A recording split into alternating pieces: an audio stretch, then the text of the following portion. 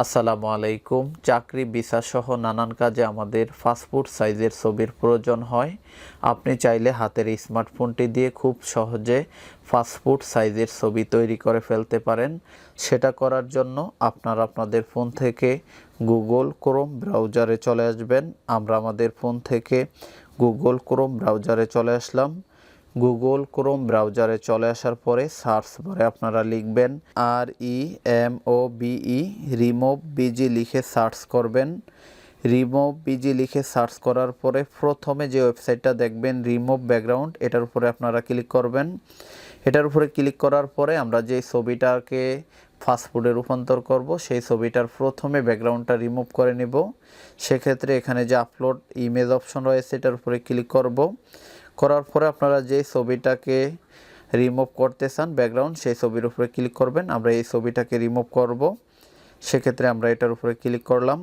করার পরে অটোমেটিকলি আমাদের ছবিটা আপলোড হয়, নিচে আমাদের ব্যাকগ্রাউন্ডটা রিমুভ হয় আমাদেরকে দেখাচ্ছে। আর এখানে ডাউনলোড অপশন রয়েছে, এখানে ক্লিক করে আমরা আমাদের ছবিটাকে ডাউনলোড করে নেব। ডাউনলোড করার পরে এখানে আমাদের কাজ শেষ। এখন আমরা চলে যাব প্লে স্টোরে, গুগল প্লে স্টোরে ক্লিক করব। গুগল প্লে স্টোরে ক্লিক করার পরে সার্চ করবেন পাসপোর্ট ফটো মেকার নামে যে অ্যাপ্লিকেশনটা দেখতেছেন, এটার উপরে ক্লিক করে এই অ্যাপ্লিকেশনটা আপনারা ইনস্টল করে নেবেন। সময় বাঁচানোর সুবিধার্থে এই অ্যাপ্লিকেশনটা আমরা ইনস্টল করে রেখেছি। প্রথম কমেন্টে এমনকি ডেসক্রিপশন বক্সে এই অ্যাপ্লিকেশনের লিঙ্ক দেওয়া থাকবে। আমরা ওপেনে ক্লিক করলাম। ওপেনে ক্লিক করার পরে উপরে যে ক্রস অপশন দেখতেছেন এখানে ক্লিক করে আমরা অ্যাডগুলো ক্রস করে দিব। ক্রস করে দেওয়ার পরে এখানে তিনটা অপশন দেখতেছেন, তার মধ্যে থেকে প্রথমে যে অপশনটা দেখতেছেন ক্রিয়েট পাসপোর্ট ফটো, এখানে আমরা ক্লিক করব। ক্রিয়েট পাসপোর্ট ফটো অপশনে ক্লিক করার পরে তিনটি অপশন পাবেন। প্রথমে হলো কান্ট্রি, আমরা এখান থেকে বাংলাদেশ সিলেক্ট করে দিব, কারণ এক এক দেশের পাসপোর্ট সাইজের ছবিগুলো এক এক রকম হয়ে থাকে। তারপরে হলো ফটো টাইপ, এখানে আমরা যেহেতু পাসপোর্ট ফটো তৈরি করব সেক্ষেত্রে উপরেরটা দিয়ে দিব।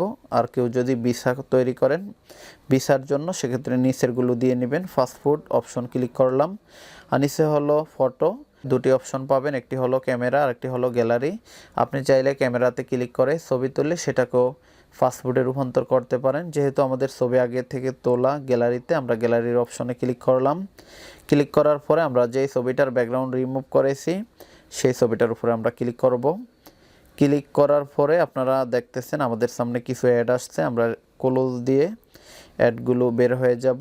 ক্লোজ দিয়ে বের হয়ে যাওয়ার পরে এখানে দেখতেছেন একটি তীর ডান অপশন রয়েছে, এখানে ক্লিক করব। প্রথম অপশনে ক্লিক করার পরে পরের অপশনের উপরে দেখতেছেন জুম, আমাদের যতটুকু ছবিটা লাগে আমরা ঠিক ততটুকু নিয়ে নিব। আমরা এতটুকু নিলাম। আপনারা আপনাদের সুবিধা মতো ছবিটাকে এরকম নাড়ালে ঠিকঠাক মতো আপনারা ছবিটাকে বসিয়ে নেবেন। টিউটোরিয়াল বানানোর সুবিধার্থে আমি একটু দ্রুত করার চেষ্টা করেছি। একটু ছবিটা নাড়িয়ে সোজা করে বসানোর পরে এখানে যেই টিক চিহ্ন দেখতেছেন এটার উপরে ক্লিক করবেন। করার পরে আবারও টিক চিহ্নের উপরে ক্লিক করবেন। করার পরে এখানে নিচে দেখতেছেন কোডটাই রয়েছে, আপনাদের যদি কোডটাইর পড়ার প্রয়োজন হয় সেক্ষেত্রে পড়ে নেবেন। আমাদের আপাতত পড়া লাগছে না, সেক্ষেত্রে আমরা আবারও টিক চিহ্নের উপরে ক্লিক করব। টিক চিহ্নের উপরে ক্লিক করার পরে এখানে অনেকগুলো অপশন দেখতেছেন, তার মধ্যে থেকে 3 নম্বরে হলো বিজি কালার, এখানে আমরা ক্লিক করব। করার পরে এখানে যেই ক্লিক করার পরে এখানে বিভিন্ন রকম কালার রয়েছে, আমরা এখানে এই কালারটা দিয়ে নিব। কালারটা দেওয়ার পরে আবারও টিক চিহ্নের উপরে ক্লিক করব। করার পরে আমাদের অলরেডি কাজ শেষ। এখন আমরা উপরে যে ডাউনলোড অপশন রয়েছে এখানে ক্লিক করে আমরা ছবিটাকে ডাউনলোড করতে পারবো, বা আমাদের যদি একের অধিক ছবি দরকার হয় সেক্ষেত্রে নিচে যে কপি অপশন রয়েছে কপি, এখানে আমরা ক্লিক করব। করার পরে এখানে অনেকগুলো অপশন রয়েছে, তার মধ্যে থেকে A4 এই অপশনে ক্লিক করবেন।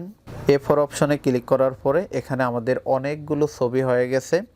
এখন আপনি চাইলে এখানে সেভ অপশনে ক্লিক করলে ছবিগুলো অটোমেটিকলি গ্যালারিতে সেভ হয়ে যাবে। আমরা এখানে সেভ অপশনে ক্লিক করলাম। সেভ অপশনে ক্লিক করার পরে এখানে অনেকগুলো অপশন রয়েছে, আমরা PNG-তে কনভার্ট করব, সেক্ষেত্রে PNG অপশন দেওয়ার পরে আমাদের ছবিগুলো অটোমেটিকলি আমাদের গ্যালারিতে সেভ হয়ে গেছে, অ্যাড আসছে।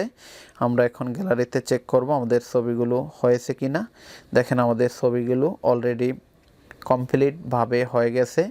এখান থেকে আপনি চাইলে যে কোনো কম্পিউটারের দোকানে গিয়ে এগুলো বের করে নিতে পারবেন। সেক্ষেত্রে আগে যেমন একটা ছবি বের করতে 10 টাকা করে নিত, সেক্ষেত্রে আপনি যদি অনেকগুলো ছবি একসাথে বের করেন সেক্ষেত্রে 3 টাকা 2 টাকা 5 টাকার মধ্যে আপনি প্রতিটা ছবি করতে পারবেন।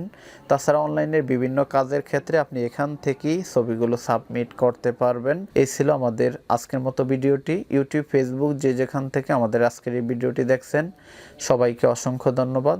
ভিডিওটিতে একটি লাইক এবং শেয়ার করার অনুরোধ রইল। দেখা হবে নতুন কোনো ভিডিও নিয়ে। আসসালামু আলাইকুম।